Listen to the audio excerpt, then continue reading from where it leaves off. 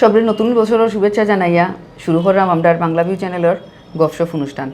আজকে আমরা লগে আসেন আমরা স্টুডিওত আমরা খুব পরিচিত একজন মুখ মিশফাক আহমদ চৌধুরী মিশু ভাই, সভাপতি সম্মিলিত নাট্য পরিষদ। তাইন খালি এটা লগেও নাই, তাই আসেন থিয়েটার কর্মী, তারপরে লিটল থিয়েটার টানতেইনও ফেলা শুরু করছিলা, তারপরে সিলেট প্রথম ব্যান্ড সঙ্গীত চালু করছেন তাই ব্লু ওয়াশার নামে। তারপরে আরও বহুত যেটা আছে এটা আমরা তার কাছ থেকে মাতি জানবো। আসসালামু আলাইকুম মেশু ভাই, ভালো আছেননি? আমরা ওয়ালাইকুম আসসালাম। আমরা বাংলা ভিউ আইতে কোনো সমস্যা হয়েছে না তো? বাংলা ভিউ আমন্ত্রণ জানালেই ধন্যবাদ। 2020 সালের প্রথম অনুষ্ঠান সম্ভবত। সবরে নববর্ষের শুভেচ্ছা জানাইয়ার এই তো আছি। আপনারও শুভেচ্ছা এবং আমরা সময় দেওয়ার লাগি আপনারে আবারও ধন্যবাদ। আচ্ছা ভাই, আপনি তো একজন থিয়েটার কর্মী, লিটল থিয়েটার আপনার মাধ্যমে শুরু হয়েছে, তো এটা সম্পর্কে একটু জানতাম চাইলাম যে কীভাবে শুরু হইলো প্রথমে। লিটল থিয়েটার আমরা অ্যাকচুয়ালি হেমচন্দ্র ভট্টাচার্য, বাবুল দাস, তারপরে বিদ্যুৎ করর মূল ভূমিকা। আমরা তখন খুবই শিশু, একদম লিটল, যেটা আমরা বড় ভাইয়েরা বড় বোনরা মিলিয়া তারা এটা শুরু করছিলাম, আমরা তার লগে থাকতাম।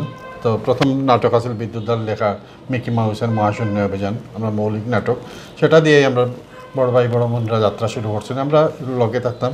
এই পর্যায়ে অনেক দিন যাওয়ার পরে লিটল থিয়েটার আমরা নাইরপুল আছিল আমরা বাসা, ও কেন্দ্রিক আমরা মিটু ভাই, চিটু ভাই, যারা সিনিয়র বাইরে আসলা তারা এই সাংস্কৃতিক কর্মকাণ্ড শুরু করছিলাম।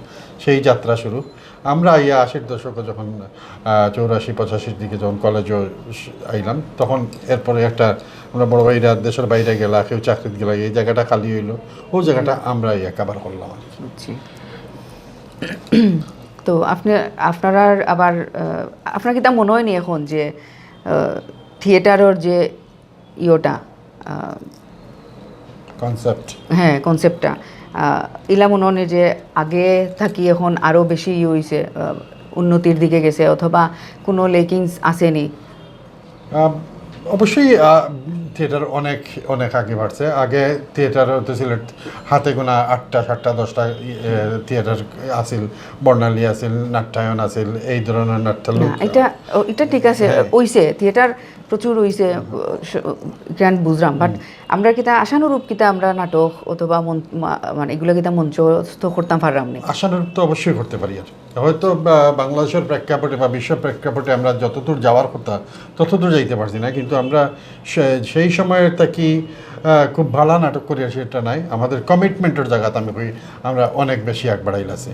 আমরা থিয়েটার খেনে করি, থিয়েটার আমরা বাঙালির শিল্প সংস্কৃতি লইয়া যে কাজগুলা, এই কাজের পিছনে আমরা যে শ্রম মেধা, এই বিষয়ে যেটা মেসেজ দেওয়ার মতো এইসব বিষয়ে আমরা যে কমিটমেন্টের জায়গা, আমার মনে হয় এটা আমরা অনেক শক্তিশালী।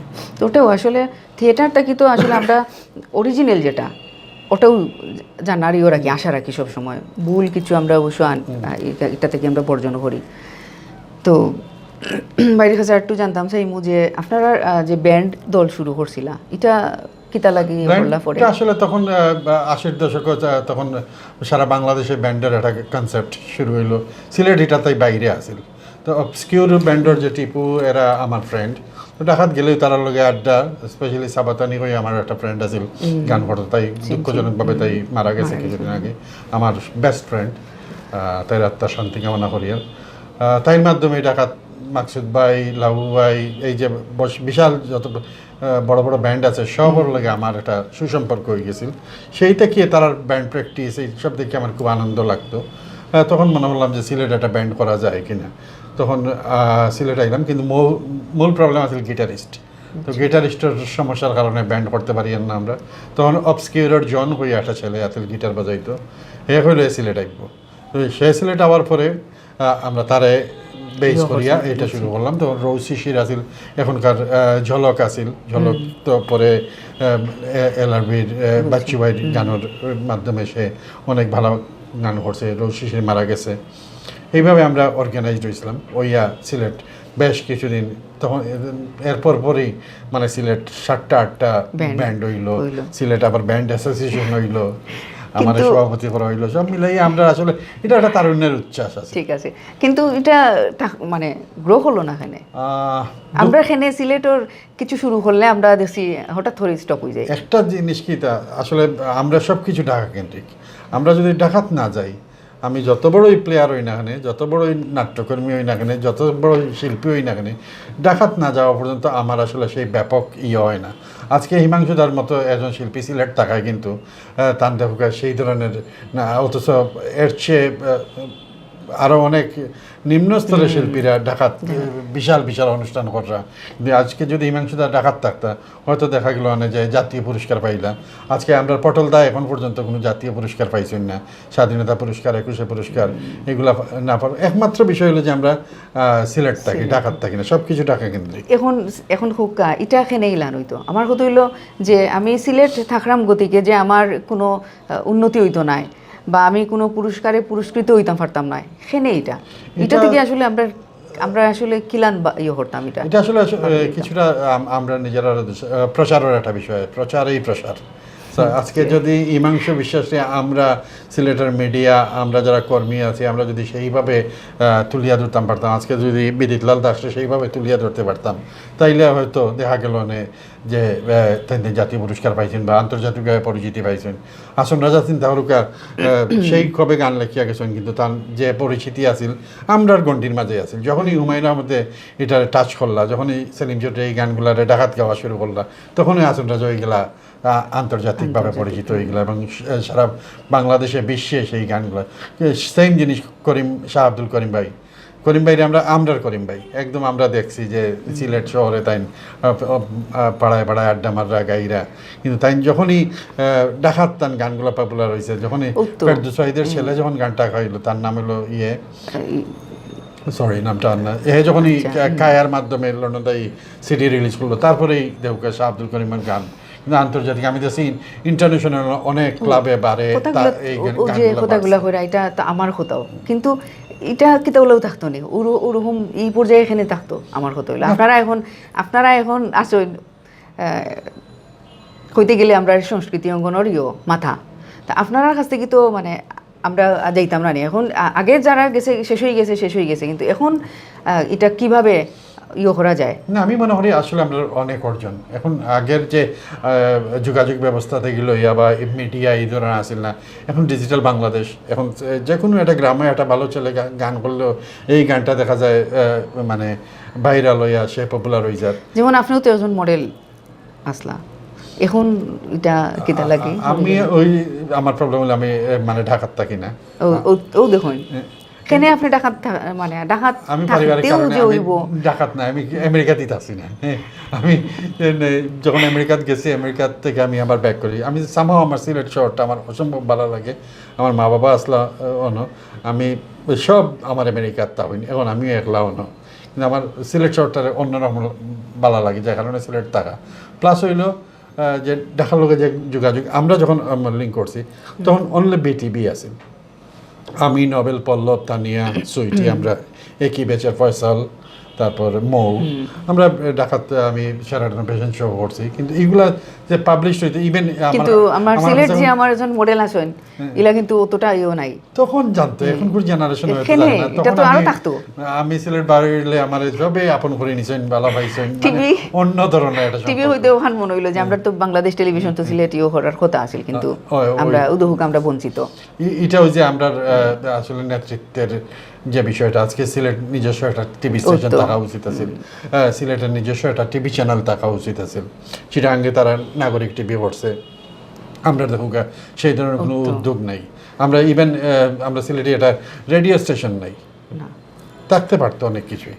আমাদের টাকা পয়সার কোনো অভাব নাই, কিন্তু উদ্যোগের অভাব। আজকে আমরা যদি কোনো কিছু করি, দেখা যায় যে ফাইল আটকি যায়, ডাকাত যায়, এই জিনিসগুলো অন্যায়। এই তো সমস্যা সব দিকে লেগে আছে।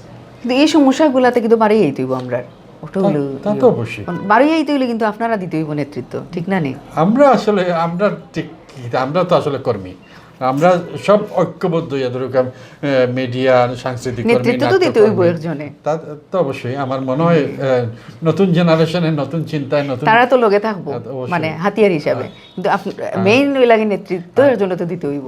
এই মুহূর্তে তো ধরুক ডিজিটাল বাংলাদেশ নিউ জেনারেশন আমরা অনেক রিচ, গুগল ঢুকিয়ে তারা সব কিছু জানে, কিন্তু তারা আসলে সঠিক দিক নির্দেশনা দিতে তো আপনারা যারা আছেন তারা আপনারা দিতে আপনি দেখুক গণজাগরণ মঞ্চ যেটা হয়েছিল এটা আসলে একদম ডিজিটালি হয়েছে। চেতনার জায়গাটা আমরা মনে করতাম যে এইসব ছেলেমেয়েরা হয়তো বাংলাদেশ সম্বন্ধে কোনো আইডিয়াই নেই, বাংলাদেশ কোন দিকে গেল তার কিছু যায় না। কিন্তু যখনই দেহকা রাজাকারের বিচারের বিষয় হইলো সব ঐক্যবদ্ধ একটা স্মার্টলি একটা মুভমেন্ট এটারে আবার যখন রাজনীতিকরণ করা গেলা দেহকা তারা নাই গেছে। সো আমি বিশ্বাস করি যে দেশের ক্ষেত্রে দেশটা বেলা পাওয়ার লাগে বা আমার জন্মস্থানের লাগে সব ঐক্যবদ্ধ। আমি ওটাও কইতাম সেইরাম যে নতুন প্রজন্ম যারা তারারও প্রশ্ন যে ইলান খেনে ওলান খেনে এটা হয় না খেনে ওটা হয় না খেনে। তো একসময় তারা মানে ব্রিটিশ নাই হয়, দেখা গেছে যে ব্রিটিশ নাইছে যে ইনো কিছু হয় না, কেউ কিছু মাতে না, কেউ কিছু করে না। তারারে ও যে হইলা সঠিক দিক নির্দেশনা যেটা এটা আসলে দেওয়া উচিত এবং তারারে লইয়াও সামনে আগানো উচিত। আর আমরা যেটা হয় যে আমরা জেনারেশন, আমি মনে করি যে আমি যেটা ভাবি আর এটাই ঠিক, আসলে জেনারেশন গ্যাপ যেটা হয়ে যায়, এই জেনারেশন গ্যাপের লগে যদি আমরা না মিলাইতে পারি, তার চিন্তা ভাবনার লগে যদি আমরা চিন্তা ভাবনা মিলে না, আমার সিনিয়রের চিন্তা ভাবনার লগে যদি আমার লগে তার অ্যাডজাস্ট না হয়, তাইলেই তো আমি তাকে দেখিয়া সরে যাই। আমার মনে হয় যে এখন 3টা জেনারেশন বাংলাদেশ, আমরা সিনিয়র জেনারেশন, আমরা মিডল জেনারেশন, তার নিচে আর জেনারেশন, 3 জেনারেশনের কম্বিনেশনটা হয়ে গেলে তখনই এটা অনেক দূর হয়ে যায়। ঠিক আছে। এই কয়দিন আগেও আমরা ইয়োর লগে মাতিছিলাম ও যে নীলাঞ্জনা জুই তাই নাইছিলা, তো তার লগে জিগেলাম, তাই কইলা যে আমরা নৃত্য যে জায়গা নাই রিহার্সেলর। তো আমার প্রশ্ন আছিল যে আপনার কাছে প্রশ্ন যে যে দেখা গেছে আমরা থিয়েটারের নাটক যখন মঞ্চস্থ করতাম, এর আগে আমরা রিহার্সেলের দরকার, রিহার্সেলের জায়গা থাকে না, নৃত্য রিহার্সেলের জায়গা নাই। এই ব্যাপারে আপনারা আর কিতা? আমরা তো এই ব্যাপার বারবারই সবার দৃষ্টি আকর্ষণ করে, শিল্পকলা হোক আর প্রশাসন হোক আর সিটি কর্পোরেশন সবটাই যে আমরা শিল্পকলা হইতে আর একটা কথা মনে হয়েছে, শিল্পকলা আমরা একটা আর্ট গ্যালারি নাই। ও যে অতটা পাচ্ছেন বারোয় শিল্পকলা থেকে ডিপ্লোমা করিয়া, তারা কিন্তু এরপরে আর কিছু করার থাকে না। আচ্ছা, আমি একটা করে বলি আপনার, আমরা রিহার্সালের যে বিষয়টা হলো, রিহার্সালের এই বিষয়গুলো আসলে আমার সম্মিলিত নাট্য পরিষদে এই 20টা-22টা সংগঠন, 20টা-22টা সংগঠনের মাঝে ধরুক ক্যাম্পাস ভিত্তিক যারা আছে তারারও হয়তো রিহার্সালের জায়গা আছে। আমরা একটা মাত্র জায়গা, তাও সাবেক অর্থমন্ত্রী আবুল মালা আবুল মহিতের মাধ্যমে আমরা সিটি কর্পোরেশনের মাধ্যমে এইটা পাইছি ভাইয়া, কোনো রকম কাজ চালাই আর। কিন্তু আমরা যে স্কুল কলেজ যে জায়গাগুলো আছে এই জায়গাগুলোতে বিকালে ক্লাস হয় না, সেই স্কুল ম্যানেজমেন্টে যদি একটা রুম আমরা যে কোনো একটা সংগঠনে দেয়, রিহার্সালের জায়গার অভাব হওয়ার কথা নাই। মদন মোহন কলেজে মাঝে মাঝে আমরা সহযোগিতা করে, বিভিন্ন প্রাইমারি স্কুল আছে দেহুকা বন্ধ বিকালবেলা, আপনার কিশোরীমন স্কুল আছে, এদিকে গার্লস স্কুল আছে, উমেন্স কলেজ আছে, এইসব বিকাল টাইমে তো এই রুমগুলো বন্ধ থাকে। সেই জায়গায় যদি একটা সংগঠনের দায়িত্ব দেওয়া যায় যে কিছু ঘটলে এর দায়িত্ব আমরা নিতে প্রস্তুত আছি। এটা আসলে আন্তরিকতার এই নীতি নির্ধারক বিষয় পড়ে যায়। তো তারা আসলে ইলা দেখরা না। আর শিল্পকলার যেটা হইলো, শিল্পকলা তো আসলে এটা একটা সরকারি প্রতিষ্ঠান, কিন্তু সরকারি প্রতিষ্ঠানটা পরিচালনা করার লাগে একটা বোর্ড থাকে, যেটা লোকাল কমিউনিটির মাধ্যমে। শিল্পকলা হয় কিটা যে একটা এলাকার শিল্প সংস্কৃতির টোটাল বিষয়টারে তুলিয়া ধরার, কিন্তু একজন সরকারি কর্মচারী যে তার 4 বছর 5 বছর পরে বদলিয়ে যাব, আমার শিল্প সংস্কৃতির বোর্ডটারে ধারণ করার কথা নয়। এটার ডিসি হিসাব হইলে আমরা সভাপতি, প্রাতিষ্ঠানিকভাবে তাই এই জায়গার থাকুন, তান্ডে সহযোগিতা করার লাগে সমাজের বিভিন্ন শ্রেণীর মানুষ দিয়ে একটা কমিটি হয়। কিন্তু আমরা সিলেট প্রায় 22 বছর ধরে সেই ধরনের কমিটি কাজে শিল্পকলার রাস্তায় আমরা আসলে সরকারি অনুষ্ঠান ছাড়া তেমন কোনো আশা করার কোনো জায়গাই নেই। এবং আমরা বারবার দাবি জানাই আর যে এই নির্বাচন দিয়া এটা কমিটি করার লাগে, কিন্তু 22 বছর ধরে আমরা এই জায়গাতে উপেক্ষিত। এটা আসলে দুঃখজনক, খুবই দুঃখজনক সিলেটের লাগে। এবং সিলেট যদি এই ধরনের কিছু না করা হয়, কোনো উদ্যোগ না নেওয়া হয়, তাইলে আমরা প্রচুর আছে, প্রতিভা আছে, সব জড়ি যাব এবং জড়ি যা আরও। আমি গত অনুষ্ঠানে একবার আলাপ করছি ওটা যে আমরা প্রাতিষ্ঠানিকভাবে কোনো নাই, ওই যে স্বীকৃতি নাই সংস্কৃতির, জাস্ট শুধু আর্ট আছে, স্কুল লেভেলও গান দেখা গেছে, নাচ দেখা গেছে একটা পর্যায়ে গেলে শেষ হয়ে যায়, বা নাটকের লোকও যদি জড়িত থাকে তাইলে দেখা গেছে একটা শেষ হয়ে যায়, এটা আর দরিয়া রাখা সম্ভব হয় না, ও যে প্রাতিষ্ঠানিকভাবে নাই এর লাগে।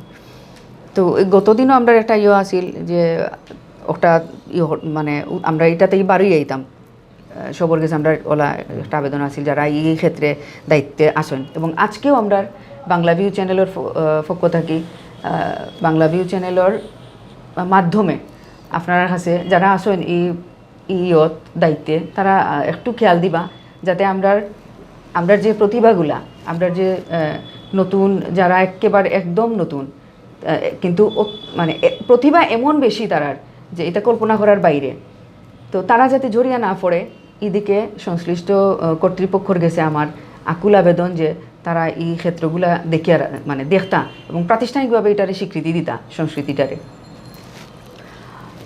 তো ভাই আপনি তো ব্যান্ডও আসলা, বাট আমরা একটু কিতা 2 লাইন কিছু শুনবনি। আমার এই ক্ষমতা নাই, কারণ আমার অথবা আপনার নাটকের মঞ্চ রিসেন্ট আপনার শুনলাম এটা নাটক আপনার আমি আসলে সাংগঠনিকভাবে জড়িত হওয়ার পরে আমি এই বিষয়গুলো থেকে খুব দূরে গেছি। আমার লাস্ট নাটক আমরা সম্মিলিত নাট্য পরিষদ থেকে ঝুঁকি নাটক করছিলাম সবাই মিলিয়ে, আর আমার একক নাটক যেটা আছিল আমি সিলেট প্রথম সারা বিশ্বেই প্রথম মুস্তাকর লেখা হাসন রাজা নাটকের হাসন রাজা পারফরমেন্সটা করছিলাম। আসলে এটা খবর করছিলাম হাসন রাজা নাটক আমরা আজ প্রায় 8 বছর হয়ে যায়। 8 বছর এখন যেটা নান্দিকে যেটা করে ওটারই অন্য সেম রূপে ওটার একটু চেঞ্জ করিয়া মুস্তাকে আবার নান্দিকরে দিছে, কিন্তু প্রথম নাটকটা আমরা করছিলাম তখন বিদিতলাল দাসের একটা বই প্রকাশনী আছে বা বাংলাদেশের অনেক আপনি হাসন রাজা চরিত্রটা করছিলাম, আর শানু আছিল পিয়ারি, চমৎকার একটা ইয়ে আছিল। দুঃখজনক যে তখন অত ফেসবুক আছিল না, কিছু আছিল না, তো রেকর্ডেড মনে বিদিতলাল কাছে আছে, আর কোনো ছবিটা নাই। হাসন রাজার একটা তো আমিও করছিলাম ওই যে কিতা আজিজা বানু পাঠ করছিলাম। আমরা আসলে খুব মজা করি, বিশাল বড় একটা টিম লইয়া নাটকটা করতাম, খুব ইয়ে করছিল। আর যেহেতু সাংগঠনিক আমার আসলে স্ক্রিপ্ট তো কোনোটা মুখস্থ নাই, কিছু নাই, কাজে পারফরমেন্স কোনোভাবে পারফরমেন্স দেখানোর কোনো সুযোগ নাই। আচ্ছা ঠিক আছে, এখন যে নতুন যে ইন্ডিয়ার যে যে নাটক নিয়ে মঞ্চ এটা তো আমি পারফরমেন্স করি না, কারণ সাংগঠনিকভাবে এত বেশি ব্যস্ততা থাকা লাগে, নিজের দুঃখজনক যে আমি দীর্ঘদিন ধরে পারফরমেন্স। আচ্ছা এখন এনি যে কোনো একটা নাটকের দুইটা লাইন মানে কোনো প্রিপারেশনই নাই। আচ্ছা প্রিপারেশন তো নাই তো কেন মুখস্থ থাকা লাগতো, সরি আমি এমনি আমি। আপনার স্মৃতিটা কি কিছু একটা হোক করুকা? কোনো সুযোগ নেই আমার, স্মৃতি খারাপ, মেমোরি খুব ডাউন। ধরুন আপনার এমন কোনো স্মৃতি আসেনি যেটা এখনো আপনি তো বিভিন্ন ইয়োর লগে জড়িত আছেন, আসলা অনেকগুলা খররা, তো স্মৃতিটা কি যেমন এখনো আপনারে নাড়া দেয় এই ধরনের কিছু? আমার মূলত যেটা হয়েছে আসন রাজা যে চরিত্রটা আমি করছি, যখন ঢাকাতেই অনেক গুণীজন আইসলা, সুবিনন্দিত আইসলা, আমি নাটক করিয়া যখন নামি সবে আমার জড়াইয়া ধরিয়া যে মানে খুব পারফেক্ট হয়েছে, তারা খুব পছন্দ হয়েছে, এই ধরনের যখন অ্যাপ্রিসিয়েট করছেন সেই লেভেলের মানুষজন, তখন আমার কাছে মনে হয়েছে যে আমার আসলে নাটকের এই জীবনটা সার্থক।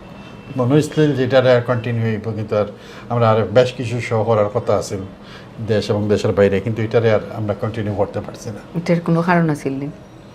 টেকনিক্যাল অনেক কারণ, পরে মুস্তাকে নাটকটা নান্দিকরে দিলে হয়, পরে গিয়ে আর এটা নিয়ে আমরা পড়ছি না। তো আপনি আমরা বাংলা ভিউ চ্যানেলও আইসেন, কিছু দর্শকের উদ্দেশ্যে কিছু হুকা? ধন্যবাদ আবারও আপনার আমন্ত্রণ জানাই লাগে, আর অনেক কথাই কইলাম, আসলে খুব গুছাইয়া কইতাম পারছি না জানি না, তারপরে যারা দেখবা তার প্রতি শুভকামনা জানাই, সবরে নাটক দেখার, সিলেটের সংস্কৃতির লগে থাকার আমন্ত্রণ জানাই, বাঙালি সংস্কৃতি সারা বিশ্বে বিকশিত হোক ও কামনা করি। আমরা সব ভালো থাকি, ভালো থাকবো, বাংলাদেশে এগিয়ে যাক, জয় বাংলা। দর্শক সবরে ধন্যবাদ, আবারও ধন্যবাদ, আর আগামী পর্ব দেখার লাগে আগ্রহ লইয়া বইতা হোকা, আমরা আবার নতুন কোনো মুখ লইয়া আইমু, সেই পর্যন্ত শুভকামনা।